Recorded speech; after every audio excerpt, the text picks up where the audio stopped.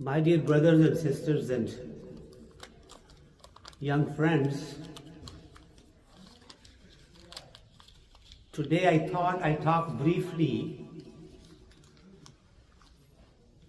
about Al-Qur'an, the book that we have revealed by our Creator Allah subhanahu wa ta'ala came to our beloved Prophet through Jibreel alayhi salam, the book that is preserved and protected by Allah subhanahu wa ta'ala himself,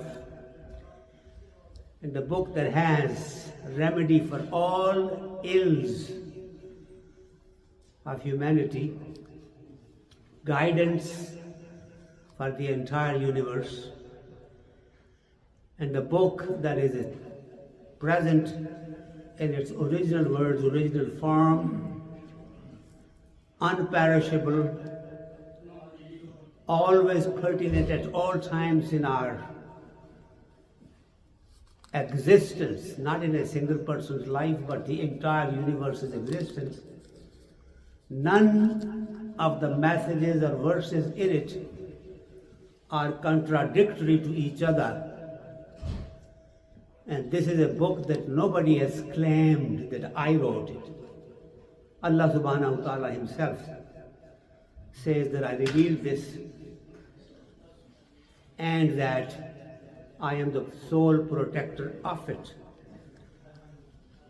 There can be many lectures one can really use to talk about different aspects of this revealed book. And I have mentioned upon some of them in my past discourses, but today I will limit myself to this particular verse that I recite in وَاعْتَصِمُوا بِحَبْلِ اللَّهِ جَمِيعًا. Hold on to this connection of Allah subhanahu wa ta'ala, rope of Allah subhanahu wa ta'ala, all of you. وَلَا تَفَرَّقُوا, and do not make distinctions. How do we hold on to this book of Allah subhanahu wa ta'ala? How do we actually understand all of this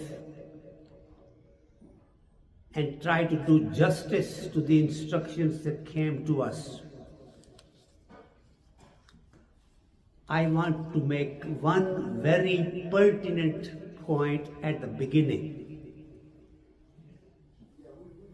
When I usually do that, I take a break, even for a second or two, and I want everybody to be attentive to that.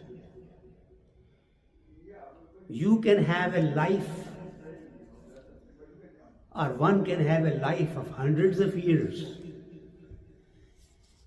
No Arabic language like a mother tongue, and yet never be able to really say that I understand Quran perfectly, or enough for me that I can say that I am an authority of it on its message.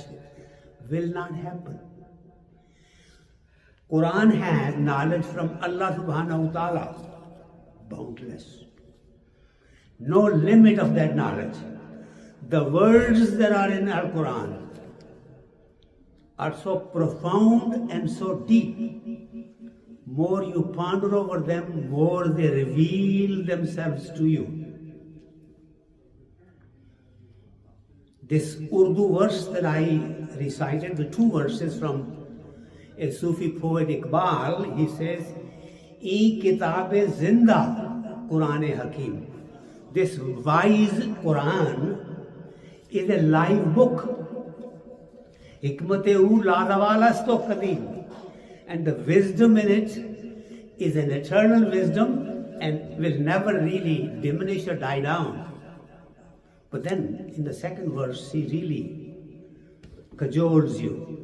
And he says, "Chun dar jaan raft, jaan digar samay." When it actually reveals itself and gets into your spirit, into you, you your body, your spirit becomes different. Chun bajan dar raft, when it gets into your soul, into your being becomes different. Chun bajan dar raft, jan digar shavad, and chun jan chun digar shud, jahan digar shavad. When your soul and your inner becomes different, then your universe becomes different. Now, I'll just give you an example of one word.